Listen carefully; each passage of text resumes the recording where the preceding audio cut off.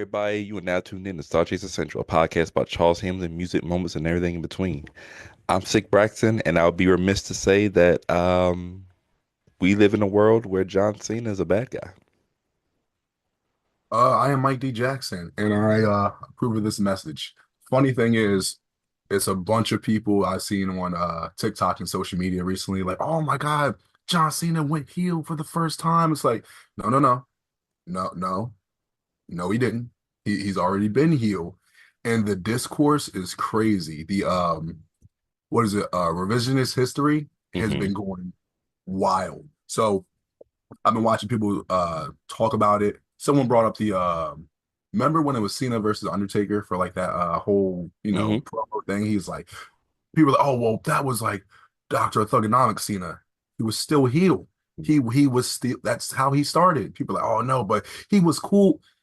That you are literally not understanding how heels work. Like NWO heels, cool.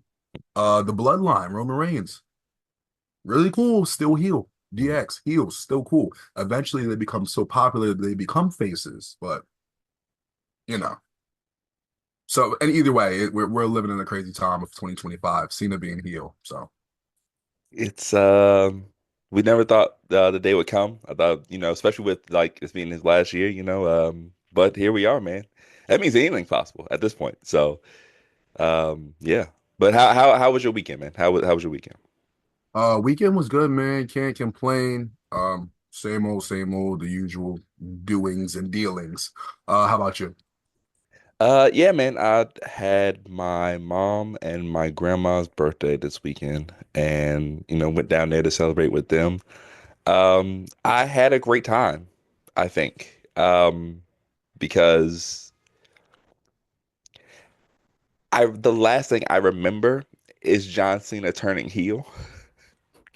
And then the next thing I know, I'm I'm I'm waking up, like in the bed. And so then I get up the next morning and like, my wife goes, "Yo, you good?" I'm like, "Yeah, I'm fine." It's like, you realize you fell asleep on the floor last night, right? I was like, "Really?" Bro, I don't know how I even got upstairs. I'm gonna be honest with you. That's rough.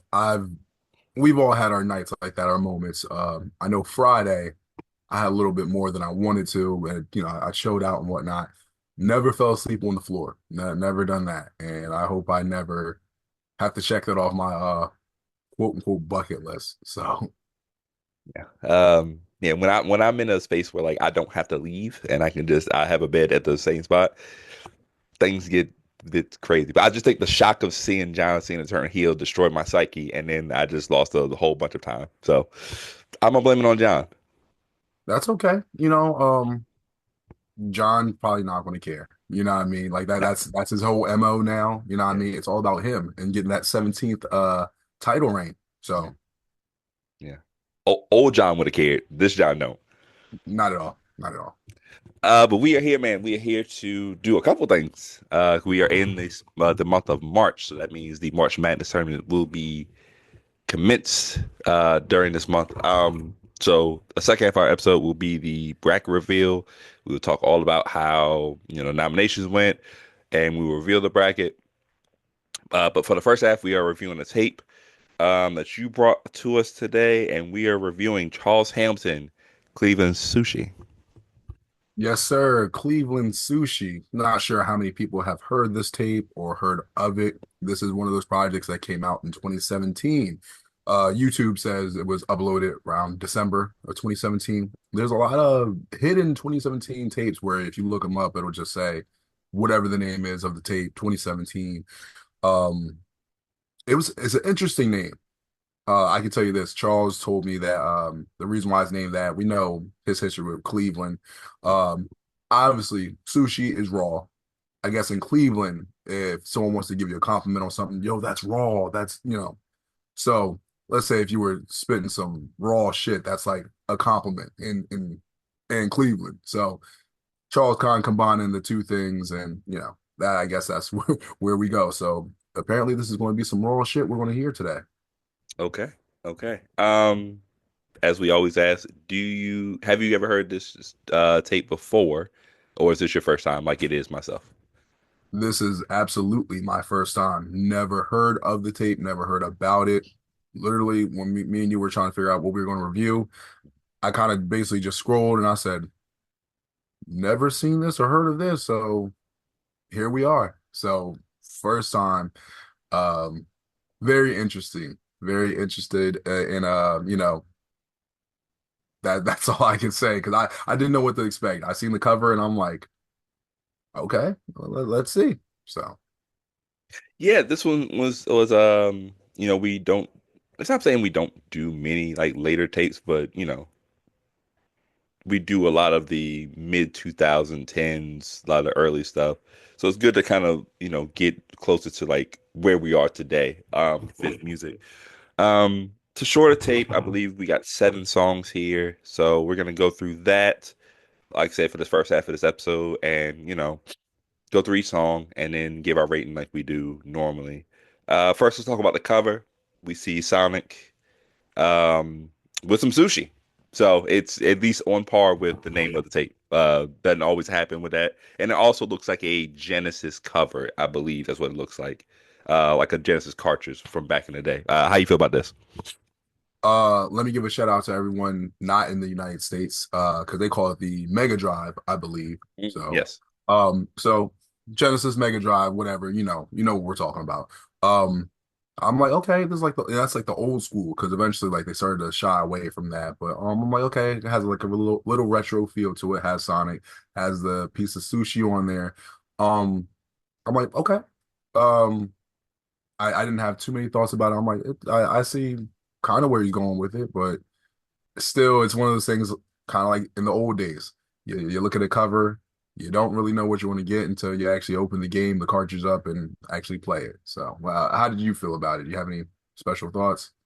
Um, Not really. I mean, I thought it looked cool. I like anything that kind of is retro. So I like the classic Sega Genesis thing at the bottom. Sonic with the sushi was kind of, it's an interesting look. It's kind of like when we had Chinese laundry and we saw Sonic at the laundromat. It was like it's interesting. It's like it grabs your eye. So it as far as the cover goes, it does what it's supposed to do. So like if you're like, ooh, this looks interesting, let me pick this up and let me check it out. So from that perspective, it does a good job of what it's supposed to do.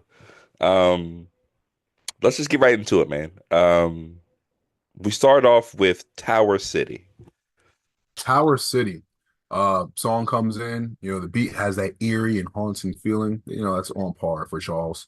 Um, I'll start off with the hook. Normally, I talk about the verses and whatnot. The hook, Charles, wanting the people to move, wants them to dance, wants them to, groove, and for whatever reasons, like they can't. They might be petrified. There might be like a spell on them. That's what I'm kind of getting from. Um, in the first verse, Charles does mention about only needing the fans' love and their support. Mm, With him not writing. So he's not really worried about the labels. He's not really worried about, the monetary gain of it. As long as the people are moving, I guess, and they're actually like appreciating his music, showing love, then, that might be enough payment for him. So it's like, okay. Um, he does mention near the end of the song, it's a quote from him. He says, creativity is creativity. As long as I maintain a certain level of creativity, it's all fine. And that is the goddamn truth. You know what I mean? If at a certain point, if you're losing creativity or maybe losing that spark, then it's one of those things where it's like you might need to go to a drawing board and kind of figure out what you're doing. The, I think this is one of those songs where like if you hear it at first, you might not know what to think, but it might be a song that grows on you. So mm. for me, I'm like, I don't know if it's really for me, but I kind of see what Charles is doing with it. So Yeah, the beat instantly kind of grabs you with the, like you said, the eerie sound and kind of the gives you vibes of like Tales of the Crypt from back in the day, back in the 90s or whatever. Um, and good catch with like the writing part that he's talking about in this song because it becomes. I'll talk about it more in the later song because he kind of puts it in the hook or whatever. But I think that's really what we have to focus on here is that this is a bunch of more um lean more toward freestyling versus writing in the head. And I think we talked about this. Actually, you did a good job talking about this in the Discord recently. And the difference between writing in the head and freestyling. When you're writing in the head, that means, and we've seen Charles, we've, been on the phone with Charles and have experienced him doing it and how he kind of taught us or whatever. That is actually like writing. It's just without paper, but like you know what you're going to say because you can repeat it over and over and over again without any flaws. That's fine. I think where we have the issue, or where a lot of people have the issue when they're talking about stuff, is when you can tell he's pausing in songs, and like there should be like a continuous flow, but he stops, picks it back up, picks it again, and or he like flubs or like stops and like or stutters, stuff like that. Where then it becomes more freestyle esque versus actual writing in the head type esque. And I feel like that's what we're getting more of in this tape. Um, so, and then of course we have to talk about the singing too. The hook and the singing for me is just it's not on the level that I appreciate more. So yeah, I'm like you. This probably isn't for me, but I can see how this would be somebody else's favorite, especially one of the latter or newer fans. Um, yeah, that's what I have for that one. Yeah, you just reminded me with the hook, right? Because Mhm. he says, "Come on, get up, get down," and we talked about with the freestyle and all that. Charles does a lot of repeating, repetition that he might not even notice, and that's part of like freestyling. You're not going to notice it because you're just literally just going off the top. But I've noticed that too with hooks. Charles, like he definitely leans too much, or I think he leans too much on get up, get down, we're getting down. Like groove, get down, stuff like that, where it's Mhm. like, it's starting, you can kind of hear it in like a bunch of songs on almost every project, you know what I mean? So sometimes it's like, all right, it's a little bit too much repetition in that standpoint. We follow that up with make sure I have the full name here. Dead Man's Curve. F Does yours say featuring Jordan Tobin?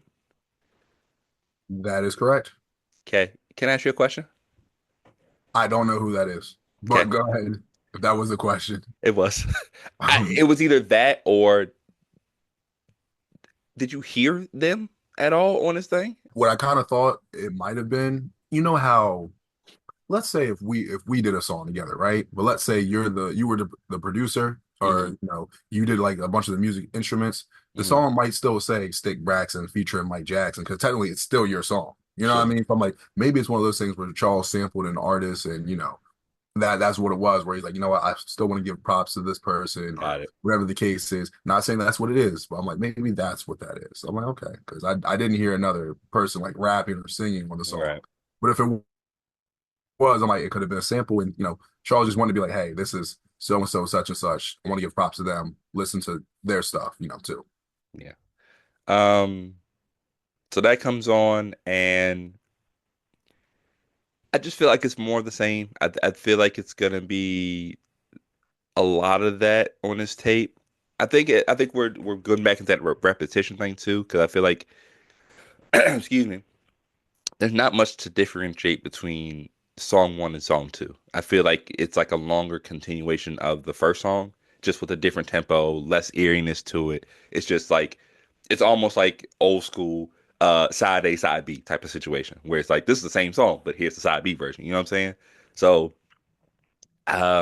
yeah, I don't have any connection to this one. It's just one of those ones where it's just like you're rapping, you're rhyming, and you throw a hook on there, and then it's over. You know? Yeah, I agree with you on that. The note I actually had was the hook is similar to the last song.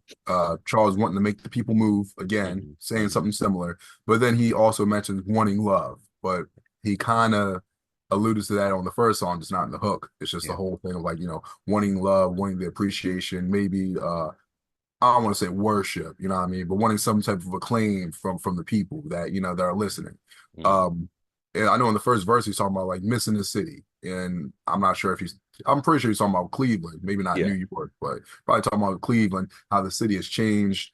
The second verse I guess alluding to marriage because he's talking about being like at the altar or down the aisle by himself and Charles not having love, so maybe he's at the altar alone with himself, by himself, like getting married to himself. So it's like if Hmm. he's not getting the love he wants or feels he deserves, then he needs to marry himself and be more content self. That's kind of what I got from that. And then I think like the third verse, like kind of going back to talking about the city and how the city's changed and maybe it might have changed him or something. But kind of more like you said, more of the same. It's just one of those things where like it doesn't have the eeriness of the last song, but it's there. You know, I don't really have too many comments about it, so I'm like, okay, it's just all right. Just Charles rapping um and also the name Dead Man's Curve. So I don't know if the curve is because of the love and marriage or what. You know. Yeah. Excuse me. I wanted to bring up that just a couple of naming things. So Tower City, um, I think there's something called Tower City Center that's in Cleveland, Ohio. Dead Man's Curve is a, I think is either a road or like something that's in Cleveland, Ohio. So those like these are all like very, attached. So we're very much talking about a lot of things in at least the first two songs with Cleveland, Ohio. So yeah, so that seems to be what we're doing with the naming. I believe next we have Space and the Fireplace. This one features Dirty Kicks. Yeah. So we actually hear, an actual different person, this time around. Um, Now this kind of changes the tape up a little bit. This song has like more of a upbeat feel to it, especially with the sample. And Dirty Kicks goes first, which is not saying that's a new thing, but you might not be really expecting that. So I feel like this kind of helped this project and this song out because we've heard Charles on a bunch of his production, his own production, hearing him, flip different songs and whatnot, but it's always a surprise when Charles allows someone else to rap on a song with him. Like we know how Charles is going to kind of move around, but how is this person going to move around with him on the song and how well does this gel? Did not mean to rhyme that, but You can't I help it. know it happens. Um it was refreshing though because you hear someone else on Charles' production, and obviously Charles must have liked it. And I think it also makes Charles step up his game because you don't want to get shown up on your own song. You know what I mean? Like you don't want to half-ass it. So, uh, Dirty Kicks, he has more of a upbeat flow. Like he's like moving and grooving with the song, whatever. Charles kind of does his surprisingly his normal approach, the A to B, then I go C to D. Like he does that rap, which I'm like for this song, I'm like, that's not bad. Whatever, it's cool. Then I'm really surprised because Dirty Cake, he has a third verse. And it's just like, wow, like Charles very gracious, only letting himself have one verse and making the other guy do the other two. Um, it's an okay song. Surprisingly, I think this is going to be my favorite song from the tape. Mhm. Um, Overall, I'm not going to be like, oh, he washed Charles on his own song, but I think his flow worked a little bit better than the one that Charles wanted to go with. You know what I mean? Because like how the beat, like I said, it's more of an upbeat, type of thing, and then Dirty Kicks is like kind of jumping from place to place or whatever, and he's more upbeat with it. Charles is like kind of like a downer with it. So I was like maybe the doom thing. So, but either way, this song's okay. I like it. Yeah, they have a real Red Bull vodka flow going here. One's a upper, one's a downer. We used to call those robot waters. Um, yeah, this one's interesting because like it really shows you the contrast of styles, right? And flows. Because while Dirty Kicks isn't blowing anyone away, right? With the lyrics that he's given or anything like that, you can tell that he wrote it. And you can tell that because he wrote it, he knows exactly how he's gonna flow it. He doesn't have to worry about that situation. And things sound clearer when it comes out. So like you'll notice the Chase Utley bar when I touch base. You'll notice the doom in all caps. You'll notice those type of punchlines that you're supposed to do, you're supposed to hear. So while not like out of this world, they still hit a certain way, right? The punches land, the punches blow. Versus way Charles raps where like you said, he does A to B, C to D. It becomes so monotone and maybe so there's not like an up and down type of situation here where you might miss something because like it's the same frequency. You know what I'm saying? So I will say this: it definitely peppered the tape up because after two songs that are very similar, very one note, this had a little different vibe to it, a different voice, a different perspective, different style. So it did brighten the tape up to this point. So up to this point, like I say, it's probably the best song on the tape right now. Got you, got you. Like I'm not sure if Charles still works with the guy. I don't think I've heard anything about him since. You know what I mean? But it's always welcome to hear newer artists on Charles's production. I'll say that. We followed that up with WZAK, which is a Cleveland radio station. Um, Now I'll say this: when I heard this became my favorite song on the tape. Um, but it still has flaws. It has flaws because, and I figured it out. I figured it out as I was listening to this song. It really struck a chord. So the singing thing, Wait, right? wait, as long as the chord's not A minor, we're good. Oh no, it's not. No. They are still beating that boy up, bro. They will not leave that man alone. They Nope. are, they are on that man's ass.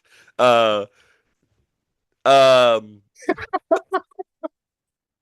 um,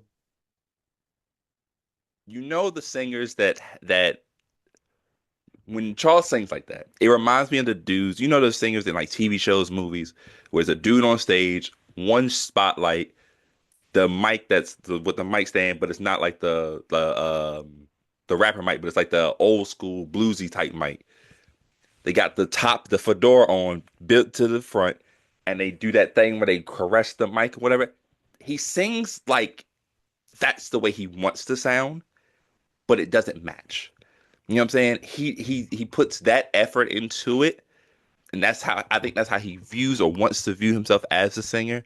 But it just he doesn't have that range as someone who would do that on the stage, right?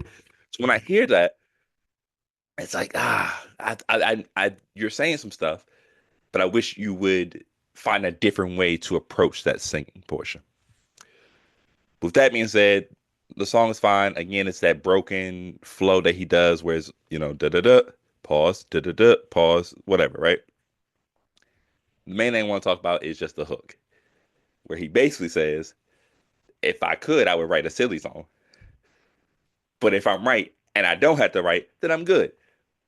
And that is just the a microcosm of like his where he is today, right? Or like just has been for like the last few years, where it's like I know people want me to write, but I feel like I'm right by saying that I don't have to write. So I'm clearly right, and I'm good with that, and I'm fine with that. And we go back to the point we were talking where he was like, what'd you say with track one, where he was like, uh, God, what'd you say, Mike? You basically saying that he feels compelled that what I'm saying, as long as I have the support of the fans, I'm good, but that also contradicts what a lot of people have told him over time. Like it hasn't been everybody, obviously. We have people that loved his this style or whatever, but there had been a section of people who were like, hey, maybe just try writing. You know what I'm saying? So though I do like this song, I still think it's still my favorite. There's that contradictoriness that happens with it, and it's still not one of those ones where I'm like, yeah, I'm a playlist this probably, but for this tape, it was my favorite. Understand. I want to say if this is the same song I'm thinking of, like what you saw about during some of the verses, he might have stopped and pause, whatever the case is. Because that's another thing too. Like when you hear that type of stuff, like he might be getting to a certain bar, and then you could tell what he was trying to say because it's on the tip of his tongue, but then he just couldn't get the words out. And it's like, well, he might get a little flustered. And it's like, Hmm. so by the time you did that, you literally let 2 to 3 bars just like done. And then you're just going to start over. You know what I mean? So, but we know Charles doesn't do the retakes and all that type of stuff. So it's like Hmm. stuff like that. Like I get it. You don't want to do the retakes. You don't want to write. You don't. But it's like at that. But you're literally just messing with the integrity of the song. You know what I Hmm. mean? And I get the message of, hey, nobody's perfect, and I'm showing the imperfection. You don't have to show that. We know. We know. Like but what was your point about the hook, right? So I had notes about that. So uh I think what it was before I talk about the hook, with the whole radio station thing, I felt like he was trying to make the song sound like he was on the radio. And maybe Hmm. that was the whole freestyle approach thing where it's like, well, if you mess up on the radio, they can't, replay it. So I'm like, once again, we talked about it before, at least I've said it, where it's like on paper, I like the idea and execution. It's not always gonna look like that or sound like that. Hmm. Um, with the singing, I know what he's trying to do. Like you said, he doesn't have the voice for it. If I think if he got someone else to sing it or someone that could hit those notes, song could have been so much better because I feel like it has so much potential. But with Charles wanting to do things his way, it's like okay. I look at it like this: if we're in a car, right, red light, red light means no, don't go. Technically, you can go. Should you? No. And I feel like that's how Charles is sometimes, where he's just like, oh, well, I'm going anyway. I know I'm not supposed to, but I'm just going to go anyway.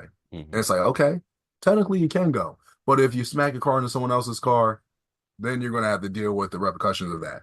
And it's like, with him being, okay, fine, I'll do that. And it's like, all right. So that's how that comes out. You feel me? So, but yeah, this song, I feel like it could have been so much better if Hmm. I wouldn't even tell him to change the lyrics for the hook. Just have Hmm. someone that could properly sing that hook. Yep. But I know that's not as easy. But I'm like, but if you're going to make songs like that, that's why you get other people to sing them or sing in your proper range. Sing in your proper range. We followed that up with Savannah Part 3. This is also featuring what's the dude name again? Jordan Tobin. Jordan Tobin. So I was iffy on this beat at first. I like what was going on at first, but then it kind of just fell flat for me. Um, with the whole what song was that? What goes around comes around by Justin Timberlake. So at first I'm like, okay, and then this Jordan person is the part where it's like the acoustic guitar playing. Maybe Maybe. that what that is. So when I first heard it, and then I'm like, okay, cool. I see what Charles is doing. And then it goes into the acoustic guitar. I'm like, all right. Hmm. And then they kind of mixes it in. I'm like, okay, you those two things together can mix well, but it's like it doesn't on this song. And I feel like the reason is just mixing wise. Hmm. Like everything is too loud, too like everything's literally just clashing in each other. So it's just like the hook he had was nice, but it's like all these instruments at this level, and then this beat over here, and these drums over here, and maybe the kick over here, and the snare over here. It's like you literally just pushed everything together and said, "Yep, that's it. I'm not going to mess with any of these levels on any of these. I'm not going to lower this. I'm not going to raise this. Nope, just do it like that, and I'm just going to rap over it." And it's just too much clashing. I know this beat could have been done better. Hmm. Like raise and lower the levels as proper as they're supposed to be.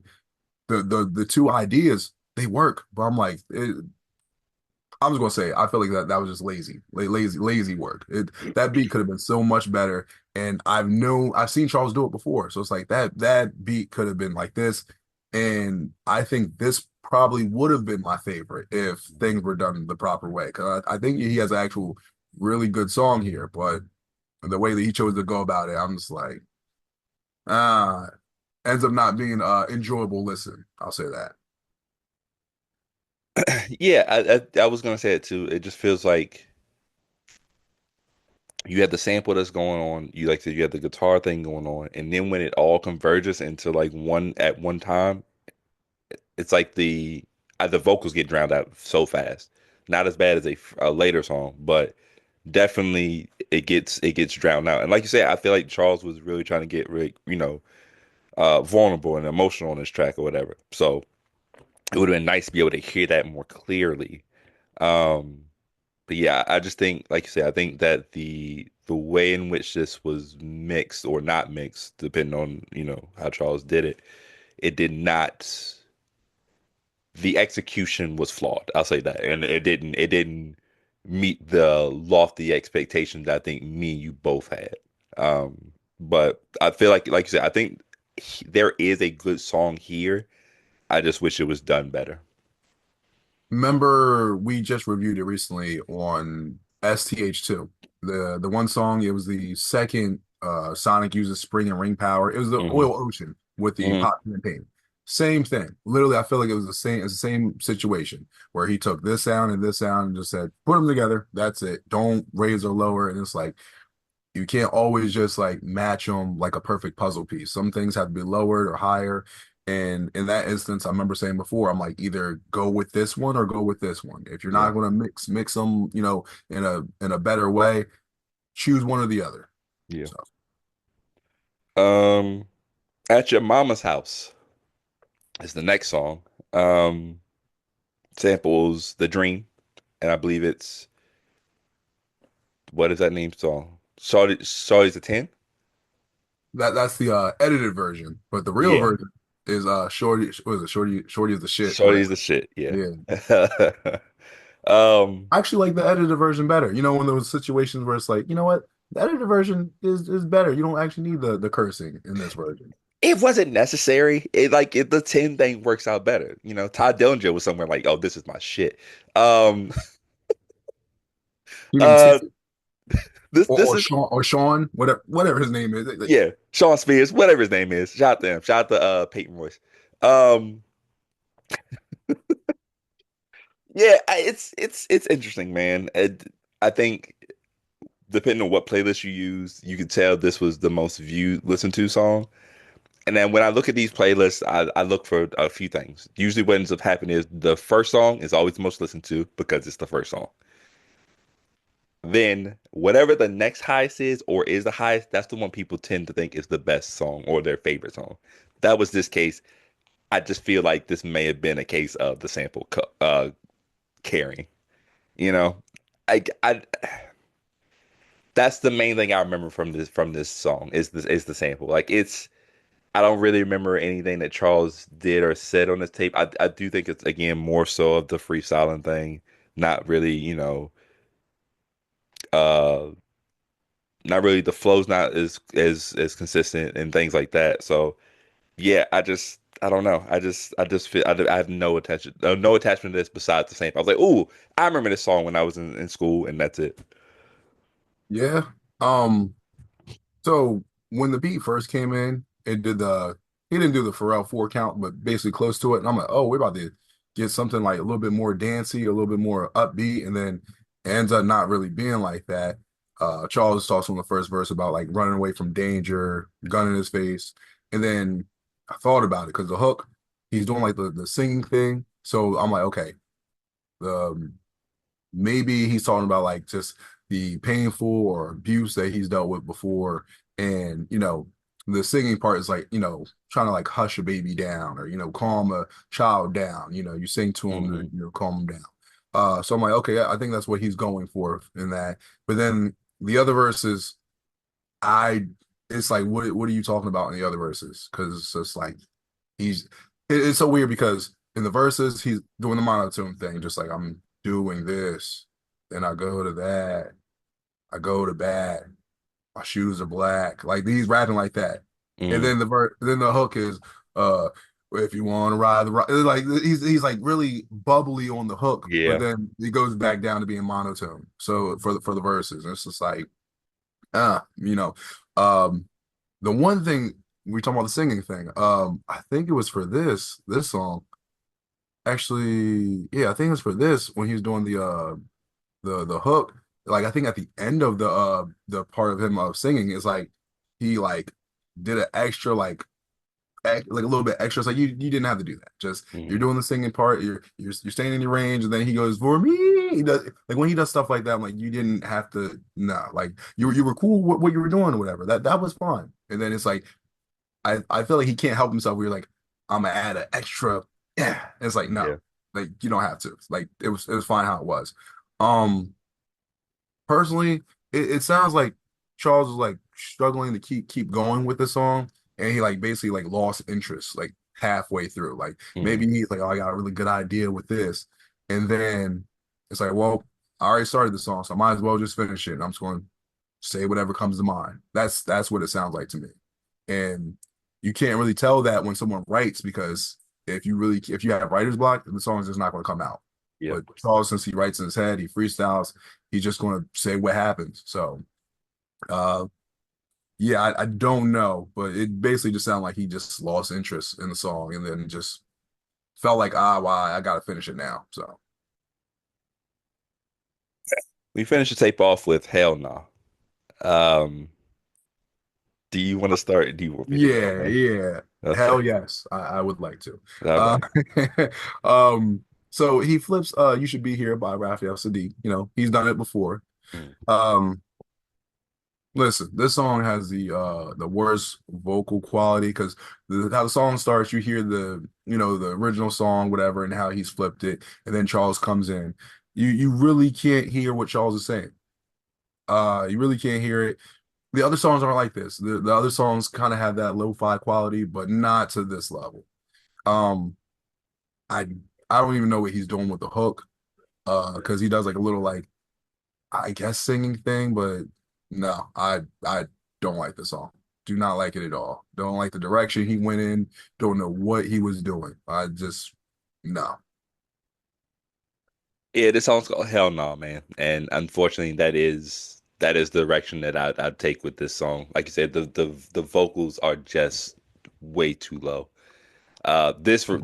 This reminds me of the days of like the Blue Lava Lamp one, those type of tapes where I was like, bro, I can barely hear what you're saying. And so that was the kind of reminder that it gave me. Um, yeah, I there's really not much I can say about the song because I can't hear it, you know? So like other than the flip and like the music that's what you call it, that's blasted way this high, um, there's really just not much for me to offer as far as, critique or criticism because I just there's nothing for me to actually hear. So Yeah, it's one of those things where we've heard Charles like do like the lo-fi tapes, lo-fi songs, and like mhm, it's just there's just so much varying degrees of it where like you hear certain songs like, yeah, this is lo-fi, but you can rock with this. mhm, Just don't listen to it on speakers, don't listen to it in your car. yep, And then it's like you just listen to it in headphones, earbuds, and then there's other ones where it's like, oh, you could listen to this maybe more in the car, on a speaker. But then there's stuff like this where it's like you said, beats too loud, vocals are too low, or everything's too loud, or everything's too low. mhm, And I'm not sure what the idea is when Charles is like making songs like this, where he's like, oh yeah, that's fine. Like there's no uh quality control, I guess you could say. Because it's yep, just like, but I guess that's just what Charles experimenting with different sounds. yeah. Um, so we've reached the end of the tape, and that means we have reviewed Cleveland Sushi here in 2025. So we are gonna give our review, and we're gonna give any pros and cons we have, and the character rating we are giving it today. What you got, Mike? One thing we didn't talk about, I don't know if you noticed on like a bunch of the songs, I know it's only seven of them, but there was like on certain songs, like the song would be over and there'd be like a minute of like air, like just dead air. I'm not sure what that was, like what that idea was. Um, Did you use which playlist? There's I, two. I was on YouTube. I didn't know there's two of them. Yeah, so like when I looked up the one you sent me, I had that same issue. I was like, why is there like a minute of nothing after every song? But I think and like those timestamps are 529, 550, 528, 531. Um, but I believe that Sega Genesis also did a playlist and those times are cut in shorter. So like 429, 449, 426. So apparently they either cut the air out and that's what they did, or the original, like you say, is what it is. So no clue. Yeah.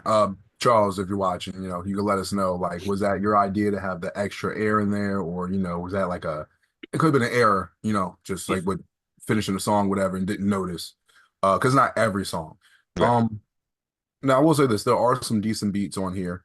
There are some songs, you play and you're like, okay, but it's a lot of questionable choices musically. Like I said, just with how he recorded certain songs, a lot of the sounds clashing. Um, Charles told me a couple of days ago because he said, "Hey, this tape is like dark, but it's fun." And I was kind of asking, like, is it like dark, like more dark than fun, or is it like a kind of? He's like basically equal parts. I get the dark parts. I get the parts where he's saying, the tape is dark because maybe the stuff he's talking about. Um, but the fun part I don't get. I think it's more of when Charles talks about, oh man, this is really fun. I think he's more referring to the fun he had recording and making it. Yeah. Um, Charles, I think he doesn't understand like where, the fans or the listeners get the enjoyment out of it. Like best way I can explain it, if you're playing a one player game and I'm watching you play the game, whatever, like, yeah, I can see you're having fun, but I'm just sitting here watching. You know what I mean? It might, unless there's like something that pops up out the screen or whatever, and then I'm like, oh, that was a really crazy moment in that game, or whatever. Yeah, then I could, start to embrace with you. But like when it's just like a one player game and it's basically just me just watching you have fun. Oh, isn't this fun? Aren't you having fun? Hmm. Not really. I'm watching you have fun, but other than that, I don't even know if you're not saying he's not having fun, but from like I said, some of these songs doing the A to B, doing that rhyme pattern, the monotone, like it.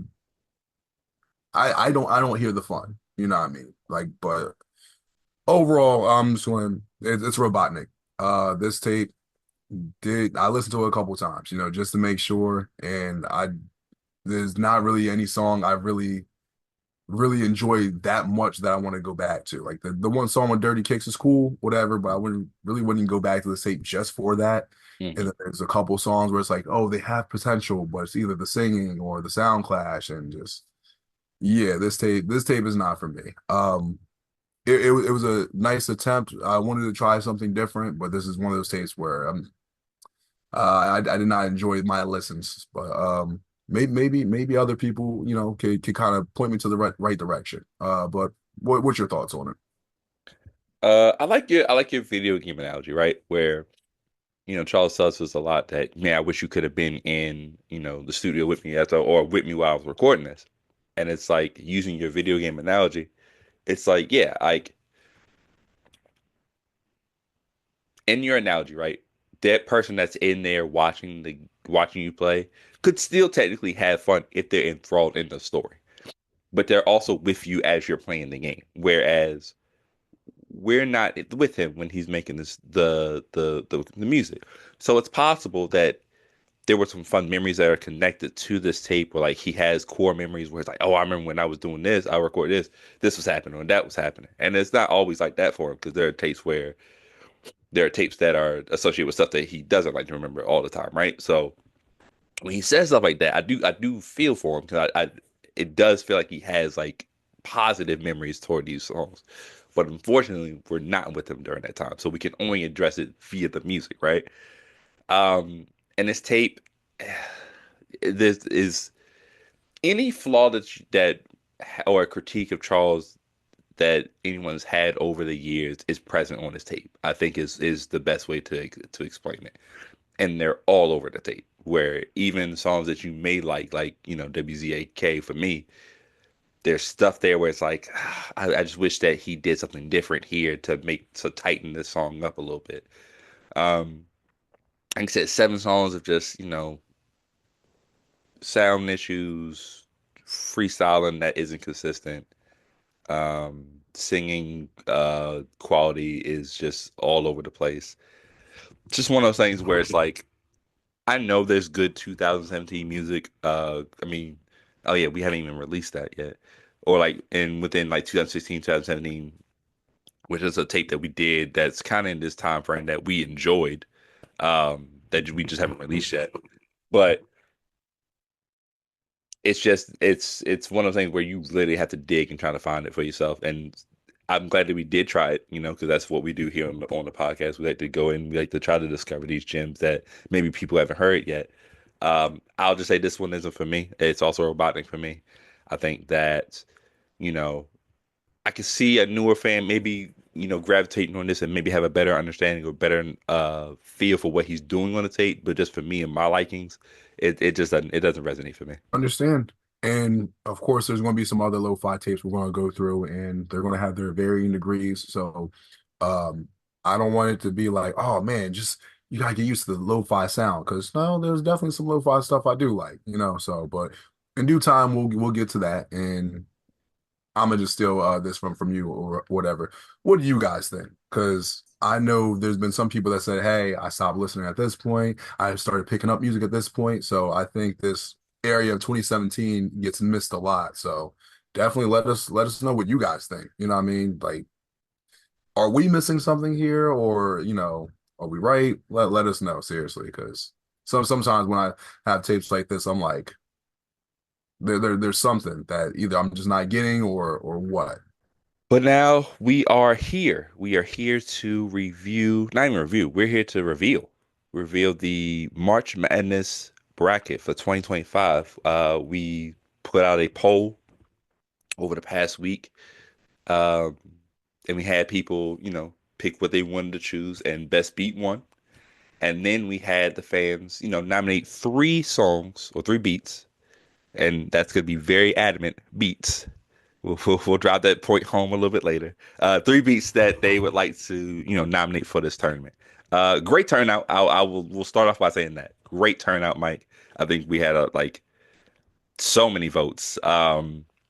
So we want to shout out to y'all. We appreciate y'all eagerness and y'all's passion for wanting to, highlight Charles Hamilton, as a whole, whatever. But Mike, why don't you kind of explain how the process went? So once again, thank you to everyone that showed up and showed out that helped us pick these nominees and everything like that. So just to make sure you guys understand, we asked you, this was the question, what is Charles Hamilton's best beat? And we said a few things. Really only two rules. You get three choices of his best beat, and then it has to be a beat that Charles has made.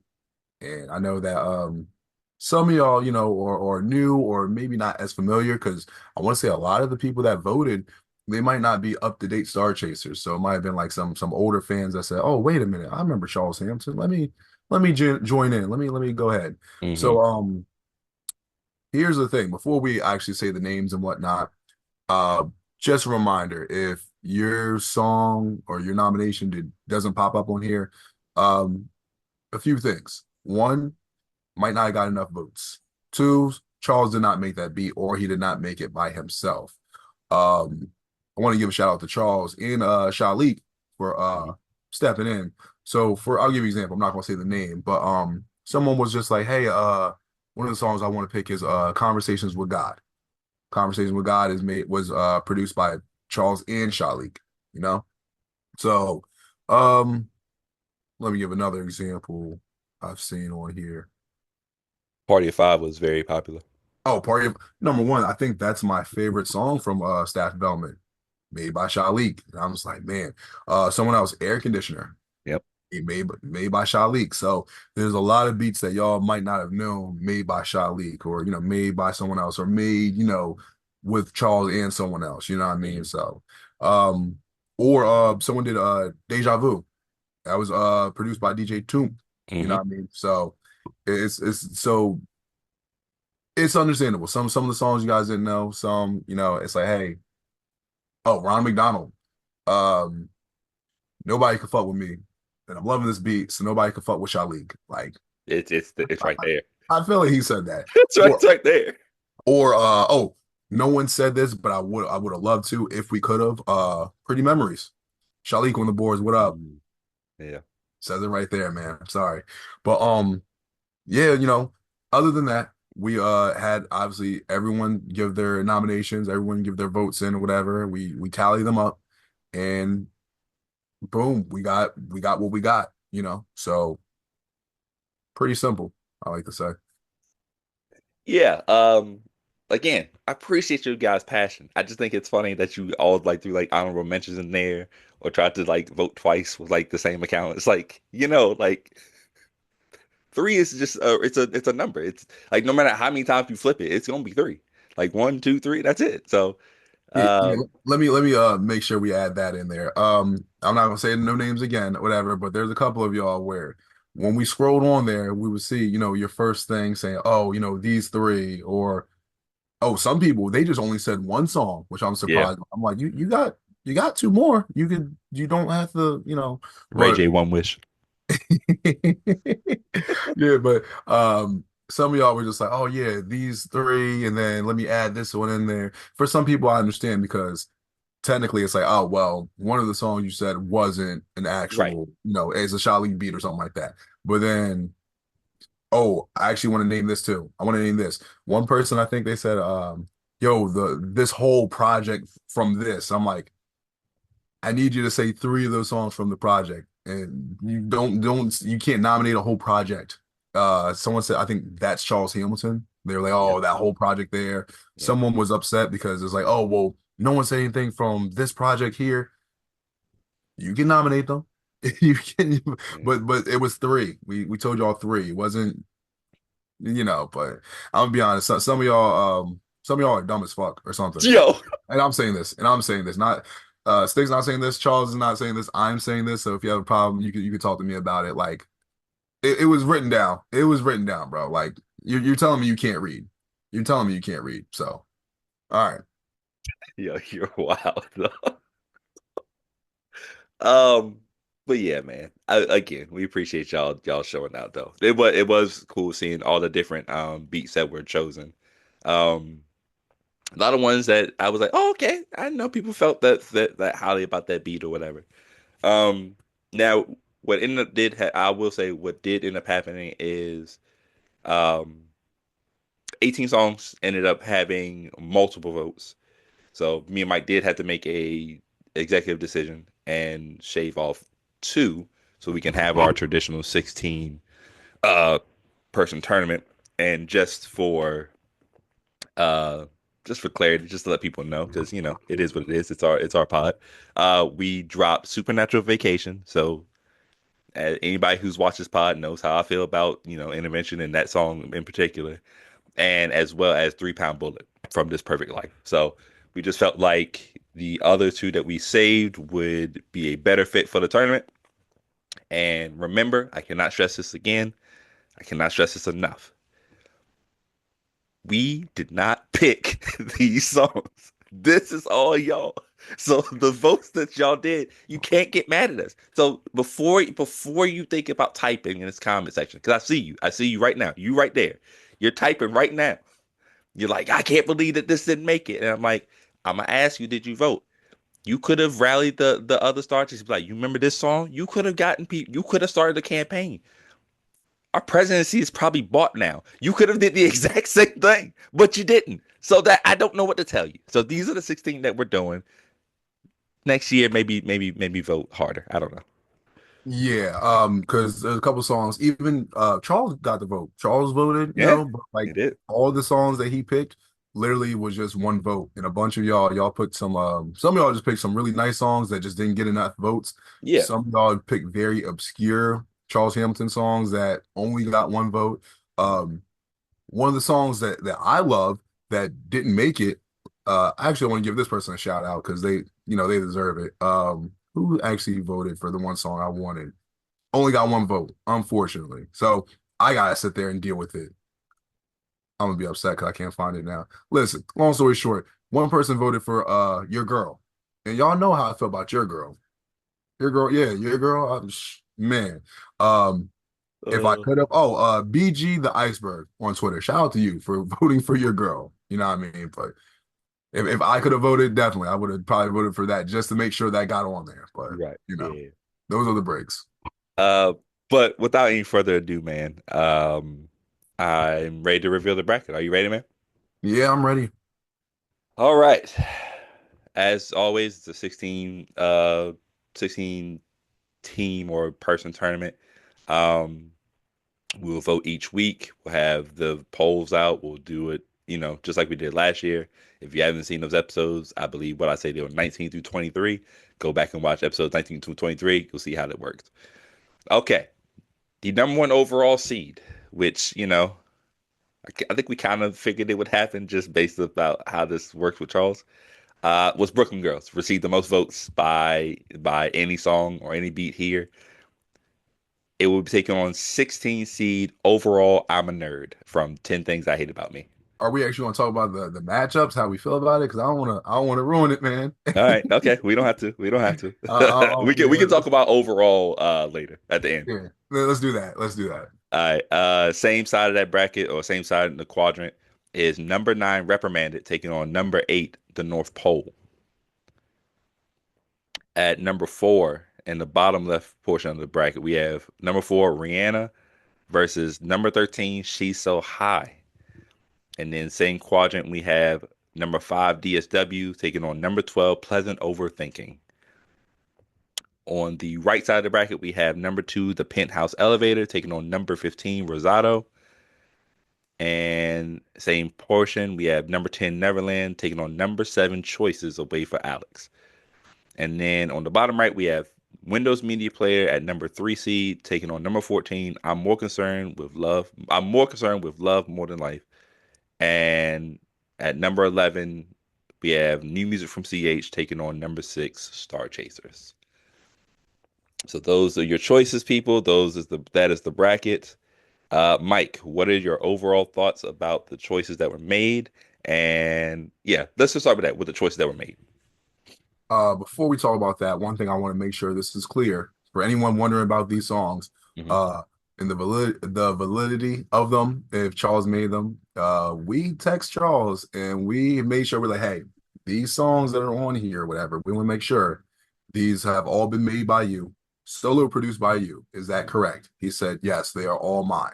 Hmm. So none of these songs can be disqualified. Charles says he made them, so they all belong to be here. They all got the votes that they got. So Hmm. um the the the songs that have been chosen, some of them, you're like, okay, I expect that. Some other ones I'm like a little surprised by.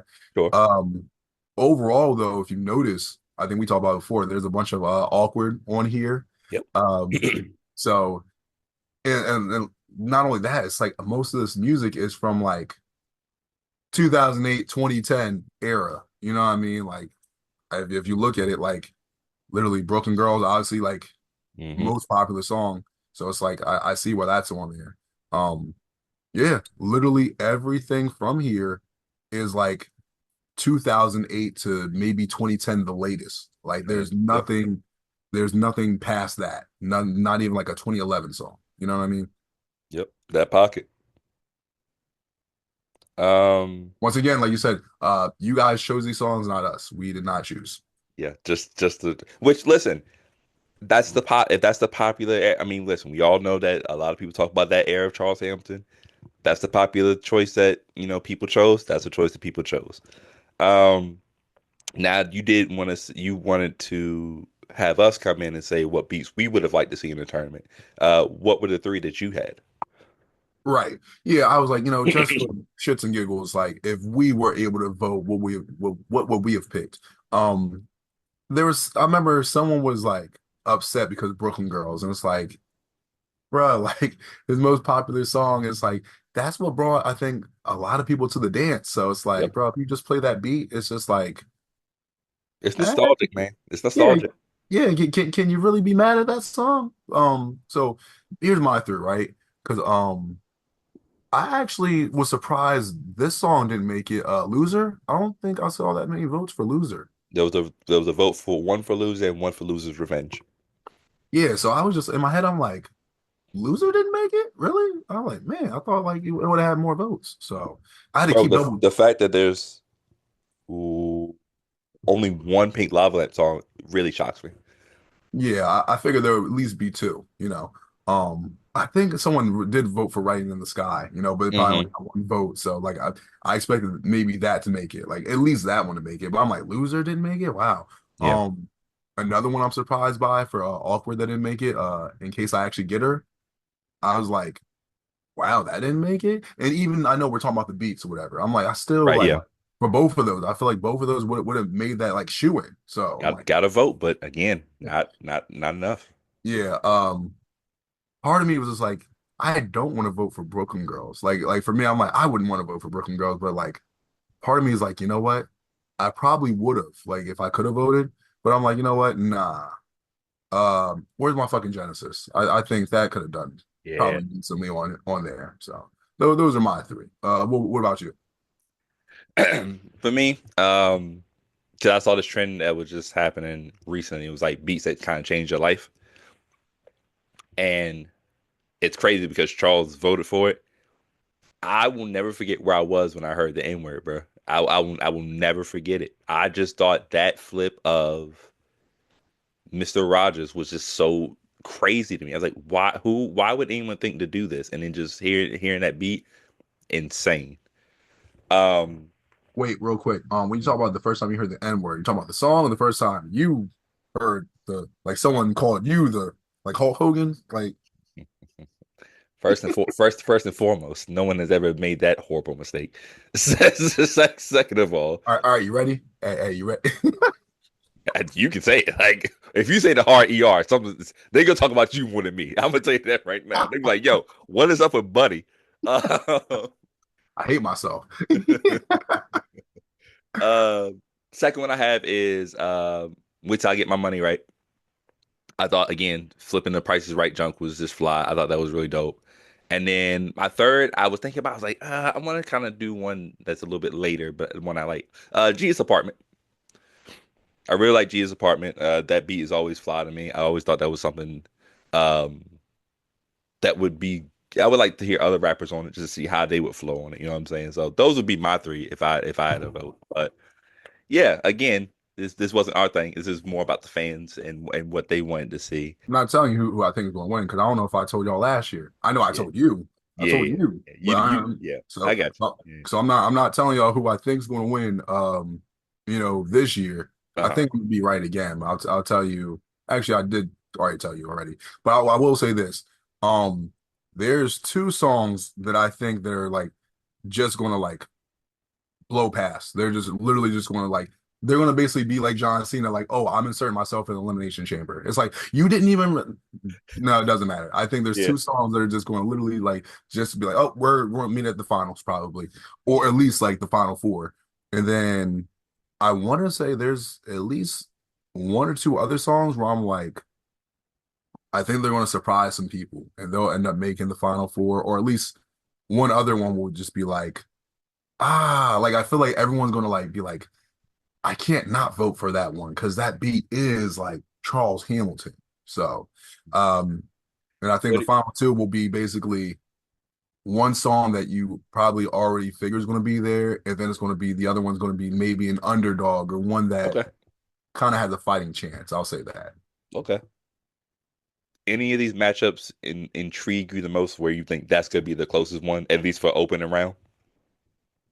For opening round, I'll say the Ooh, man. I can tell you this. I know there's gonna be like one or two. There's gonna be like blowout. It's going Oh yeah. it's going to be like a blowout. But Yeah. I see at least two of those immediately. yeah. I'll say one I think that's really going to be close is at the bottom right. Was it new music from CH and StarChasers?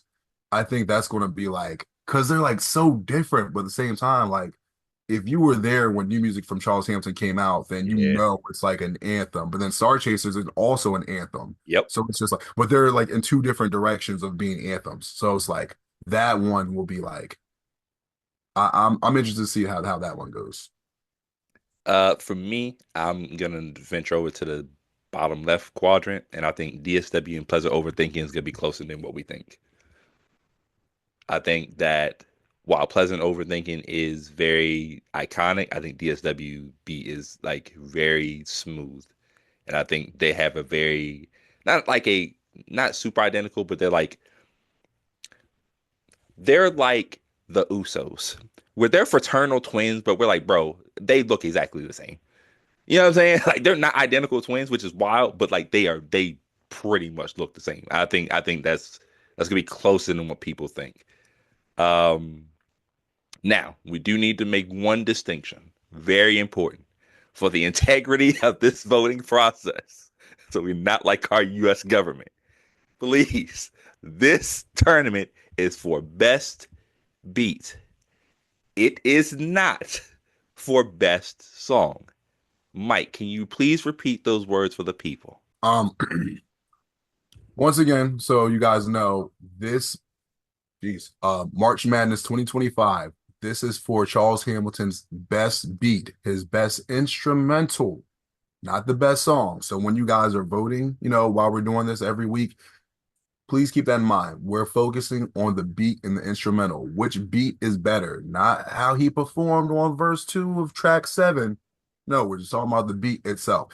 If you can, if the instrumentals are out there, I advise y'all put them together and play the instrumentals back and forth so you can kind of be like, yeah.